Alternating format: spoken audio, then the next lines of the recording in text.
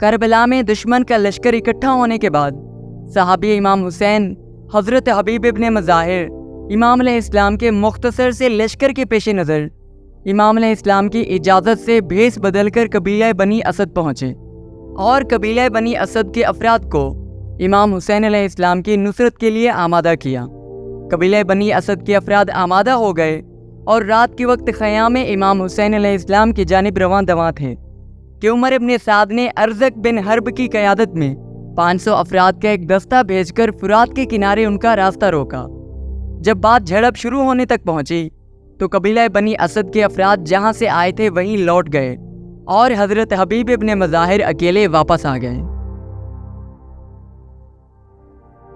7 محرم کو ابن زیاد نے عمر ابن سعد کو حکم دیا حسین اور آپ کے اصحاب پر پانی بند کر دیا جائے اور انہیں پانی کا ایک قطرہ بھی نہ پینے دیا جائے۔ خط ملتے ہی عمر ابن سعد نے عمرو بن حجاج زبیدی کو 500 سپاہی دے کر فرات کے کنارے تعینات کیا۔ پانی کی بندش اور پیاس کی شدت اختیار کرنے کے بعد امام حسین علیہ السلام نے بھائی عباس کو بلوایا اور انہیں 30 سواروں اور 20 پیدل افراد کی سرکردگی میں پانی لانے کے لیے فرات کی طرف روانہ کیا۔ اصحاب امام حسین علیہ السلام حضرت عباس کی قیادت میں فرات تک پہنچ گئے۔ عمرو بن حجاج زبیدی جو فرات کی حفاظت پر مامور تھا، اس نے اصحاب امام حسین علیہ السلام کو پانی لے جانے سے روکا۔ اصحاب امام حسین علیہ السلام کے ایک گروہ نے مشکوں میں پانی بھر لیا۔ حضرت عباس اور باقی افراد نے دشمن سے لڑ کر ان کی حفاظت کی تاکہ وہ سلامتی کے ساتھ پانی کو خیام تک پہنچا دیں، اور یوں اصحاب امام حسین علیہ السلام حضرت عباس کی قیادت میں پانی خیام تک پہنچانے میں کامیاب ہو گئے۔ عمر ابن سعد کی لشکرگاہ میں پے در پے لشکروں کی آمد کے بعد امام حسین علیہ السلام نے ایک قاصد کو عمر ابن سعد کی طرف روانہ کیا اور عمر ابن سعد کو پیغام بھیجا، میں آج 2 لشکرگاہوں کے درمیانی نقطے پر تم سے ملنے آؤں گا۔ امام حسین علیہ السلام اور عمر ابن سعد 20 افراد کے ہمراہ مقررہ مقام پر پہنچے۔ اس ملاقات میں امام حسین علیہ السلام نے عمر ابن سعد سے فرمایا، اپنے غلط خیالات اور منصوبوں کو نظر انداز کرو اور ایسی راہ اختیار کرو جس میں تمہاری دنیا اور آخرت کی بھلائی ہو۔ امام حسین علیہ السلام نے جب عمر ابن سعد کا انکار سنا تو خیام کی طرف واپس روانہ ہوئے، جبکہ فرما رہے تھے، خدا تمہیں ہلاک کر دے اور قیامت کے دن تمہیں نہ بخشے۔ مجھے امید ہے کہ اللہ کے فضل سے تم عراق کی گندم نہ کھا سکو گے۔ امام حسین علیہ السلام اور عمر ابن سعد کے درمیان مذاکرات کا یہ سلسلہ 3 یا 4 مرتبہ دہرایا گیا، لیکن عمر ابن سعد جنگ سے پیچھے نہ ہٹا۔ 9 محرم کو عصر کے وقت عمر ابن سعد نے اپنے لشکر کو حملے کا حکم دیا۔ جب امام حسین علیہ السلام دشمن کی نیت سے آگاہ ہوئے تو اپنے بھائی عباس سے فرمایا، فوج یزید سے کہو اگر ممکن ہو تو کل تک جنگ میں تاخیر کر دیں اور آج کی رات ہمیں مہلت دیں تاکہ ہم اپنے خدا کے ساتھ راز و نیاز کر سکیں اور اپنے رب کی بارگاہ میں نماز ادا کر سکیں۔ خدا ہی جانتا ہے کہ میں کس قدر نماز اور تلاوت قرآن کو پسند کرتا ہوں۔ امام حسین علیہ السلام اور آپ کے اصحاب نے پوری رات نماز، دعا اور استغفار میں بسر کی۔ روایات میں ہے کہ حضرت عباس کی والدہ اور حضرت علی ابن ابی طالب علیہ السلام کی زوجہ حضرت ام البنین شمر ابن ذی الجوشن کے قبیلے سے تھیں۔ اس وجہ سے شمر ابن ذی الجوشن نے حضرت ام البنین کے بیٹوں کے لیے ابن زیاد سے امان نامہ لیا تھا۔ 9 محرم کی شام کو شمر ابن زیاد کا امان نامہ لے کر خود کربلا آیا۔ حضرت عباس اور ان کے بھائی عبداللہ، جعفر اور عثمان کو پڑھ کر سنایا۔ شمر نے کہا، اے میرے بھانجو، آپ لوگوں کی جان محفوظ ہے، بشرط یہ کہ حسین ابن علی کا ساتھ چھوڑ دو اور اس کے لشکر سے جدا ہو جاؤ۔ حضرت عباس اور آپ کے بھائیوں نے شمر سے فرمایا، خدا تم پر اور تمہارے امان نامے پر لعنت کرے، تم ہمیں امان دیتے ہو جبکہ فرزند رسول خدا کے لیے امان نہیں ہے۔ شب عاشور صحابی امام حسین حضرت بریر نے امام سے اجازت طلب کی تاکہ وہ عمر ابن سعد کے پاس جائے اور اسے واعظ و نصیحت کرے۔ امام علیہ السلام نے اسے اجازت دی۔ حضرت بریر عمر ابن سعد کے پاس گئے اور بغیر سلام کیے بیٹھ گئے۔ عمر ابن سعد کو غصہ آیا اور اس نے کہا، اے بریر، کس چیز نے تمہیں سلام کرنے سے منع کیا ہے؟ آیا میں مسلمان نہیں ہوں یا خدا اور اس کے رسول پر ایمان نہیں رکھتا؟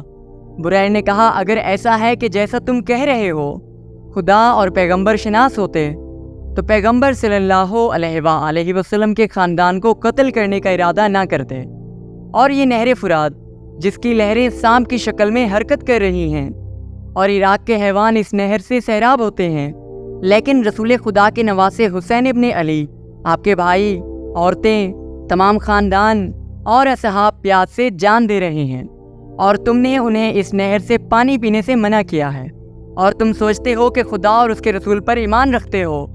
عمر ابن سعد نے کچھ دیر کے لیے اپنے سر کو نیچے کیا اور پھر سر اٹھا کر کہا کہ جو بھی ان کے ساتھ جنگ کرے اور ان کے حق کو غصب کرے اس کا ٹھکانہ جہنم ہے۔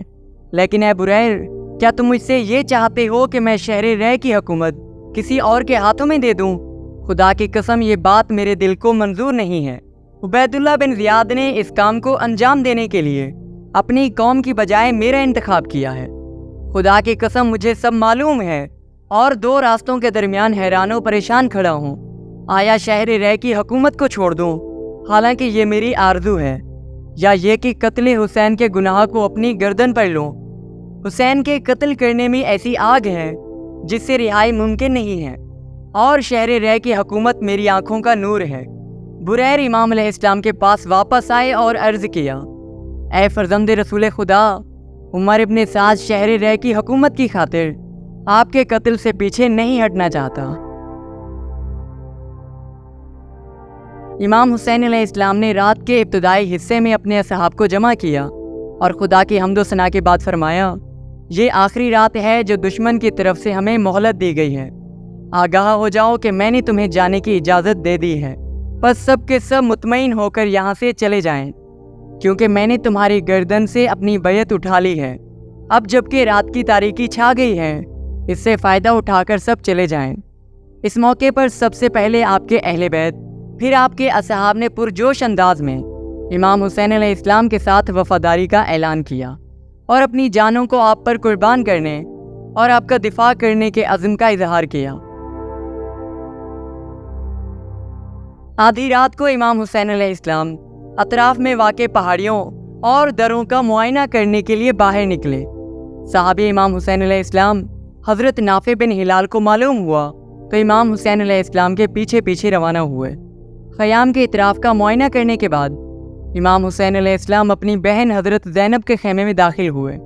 نافع بن ہلال خیمے کے باہر منتظر بیٹھے تھے اور سن رہے تھے کہ حضرت زینب نے اپنے بھائی امام حسین علیہ السلام سے عرض کیا، کیا آپ نے اپنے اصحاب کو آزمایا ہے؟